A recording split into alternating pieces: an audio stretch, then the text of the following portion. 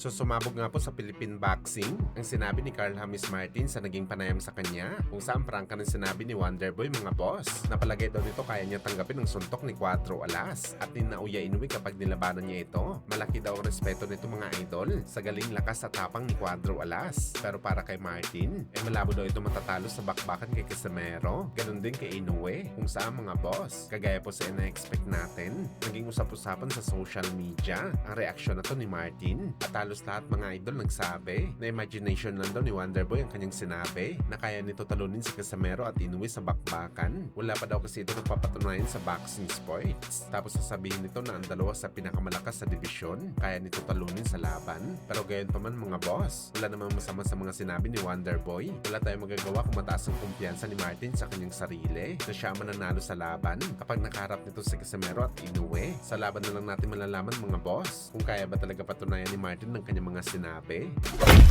Samantala dahil nga po sa sinabi ni Wonderboy na tatalunin nito si Casimero at Inoue, binalikan naman po ng mga Pinoy boxing fans ang naging reaksyon ni Jason Casimero, ang kapatid at trainer ni Cuatro Alas. Ano yung mga idol? Kung makalaban daw ni Martin si Inoue sa ibabaw ng boxing ring, nasa 0.1% lang daw ang tsansa ni Martin na manalo sa laban sa Japanese Monster. Wag daw ito magangas mga boss dahil si Cuatro Alas lang daw ang tunay na maangas sa bakbakan. Bukod dito mga idol, sinabi din ni Jason dati matapos ang naging laban ni Martin kay Robin Tostado na wala daw talaga ito masabi kay Martin. Hindi pa daw talaga ito ready sa big fight sa kanyang division. Parang amateur lang daw kasi ang galawan ni Martin sa bakbakan. Well, malalaman natin yan mga boss sa paparating na laban ni Martin kalaban si Alan Picasso na ayon sa report mga idol, October 23 daw ang laban ni Martin kay Picasso sa undercard ni Canelo at Embele sa Riyadh season. Dito natin malalaman kung totoo ba ang sinabi ni Jason na pang-amateur lang talagang galawan ni Wonderboy. Hindi kasi pipitsugin na kalaban itong si Picasso. Kumasungkit ni Martin ng panalo dito mga boss. Sigurado meron talaga ito sinasabi sa bakbakan.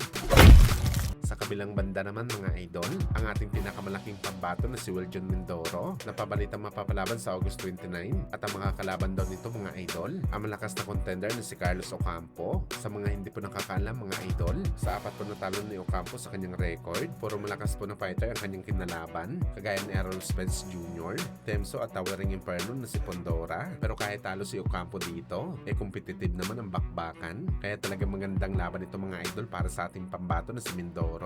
Sa ngayon mga idol, wala pang official announcement ng laban, pero malamang makikita natin ang bakbakan ni Mindoro at Ocampo sa Probox TV dahil dito naman palagi lumalaban si Mindoro at membro din ng Probox TV si Ocampo, kaya abangan natin ito mga boss.